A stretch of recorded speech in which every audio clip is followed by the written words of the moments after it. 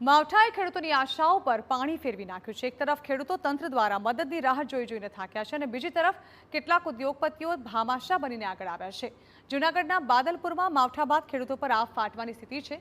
ત્યારે કમોસમી વરસાદને પગલે ખેડૂતોનો સંપૂર્ણ પાક બરબાદ થઈ ચૂક્યો છે અને આ મુશ્કેલ પરિસ્થિતિની વચ્ચે જ્યારે ખેડૂતો તમામ આશાઓ ગુમાવી ચૂક્યા છે ત્યારે તેમના માટે પ્રકાશનું કિરણ લઈને આવ્યા ખોડલધામના ટ્રસ્ટી અને ઉદ્યોગપતિ દિનેશ કુંભાણી। હકીકતમાં દિનેશ કુંભાણી બાદલપુર ગામના જ વતની છે અને વતન પર ઉતરેલી આપતા બાદ તેમણે વતનનું ઋણ ચૂકવવાનો નિર્ણય લીધો। તેમણે ગામના ખેડૂતોને હેક્ટર દીઠ 11,000 રૂપિયાની સહાયની જાહેરાત કરી છે। માત્ર વતન બાદલપુર જ નહીં, આ સિવાય સખાડાવદર, પ્રભાતપુર તેમજ શેમરાળા ગામના ખેડૂતોને પણ તેઓ આ જ રીતે સહાય કરશે। દિનેશ કુંભાણીનું કહેવું છે કે વર્ષ 1983માં તે પોતે પણ એક આવી જ આપદાનો ભોગ બન્યા હતા અને એ જ ઘટનાએ તેમને મદદ માટેનો આ વિચાર આવ્યો।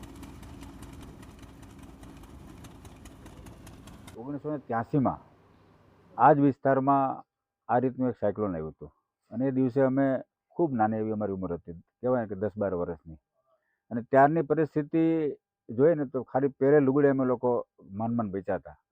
એ વિચાર આજે 45-47 વર્ષ થયા પણ મારા નજરની સમક્ષ આજે એ દ્રશ્યો મારી સામે તરી આવતા, જ્યારે આ બનાવ ગુજરાતની અંદર વરસાદ આવી રીતે આવ્યો ત્યારે મને એમ થયું કે ભાઈ આપણે જે કપરી પરિસ્થિતિમાં આજથી 47 વર્ષ પહેલાં ગુજરાતા, એવી પરિસ્થિતિમાંથી અહીંના ખેડૂતોને કઈ રીતે આપણે મદદ કરી શકીએ।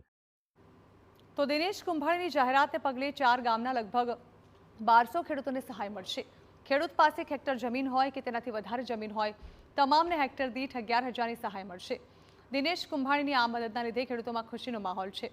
જેમણે ધિરાણો લઈને વાવેતર કર્યા છે તેમને આ મદદથી દેવા ચૂકવવામાં રાહત મળશે।